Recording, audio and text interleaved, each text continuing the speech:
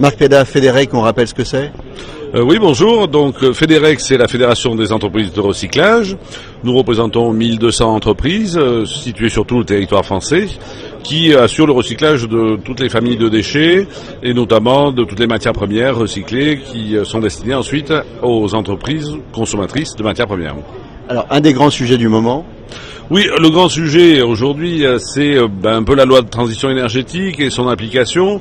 Et chez nous, ça se traduit par la production du combustible solide issu du recyclage, le CSR, qui est un combustible que l'on fabrique après avoir assuré le recyclage de toutes les matières premières recyclables, le bois, le carton, certains plastiques, les fers et métaux, évidemment, le verre, les gravats. Le reste, on extrait encore les PVC et les non-combustibles, et on en fabrique un combustible destiné à l'industrie cimentière aujourd'hui, et demain, grâce à la loi de transition énergétique de Ségolène Royal, demain vers d'autres chaudières ou d'autres systèmes générateurs de chaleur ou de froid ou d'électricité ou de cogénération qui vont consommer ces combustibles. Concrètement, ces combustibles, ils se présentent comment? Alors concrètement, c'est un mélange homogène de matières plastiques, de bois et de carton. On a à peu près 50% du carbone qui est issu du renouvelable et 50% qui est issu du fossile.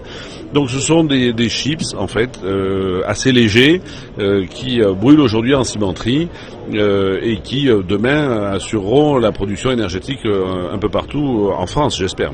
Et demain, ça va pouvoir s'adapter à tous les types de chaudières, ou alors il faudra faire une adaptation particulière? Alors oui, c'est une adaptation ou même une création de chaudières ou de foyers dédiés, spécifiques.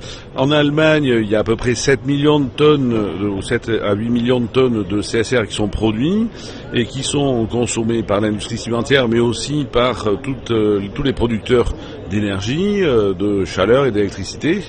Demain, nous devons mettre en place ces outils-là en France de manière à ce qu'on assure une nouvelle vie à ces déchets aujourd'hui qui sont enfouis. Merci beaucoup.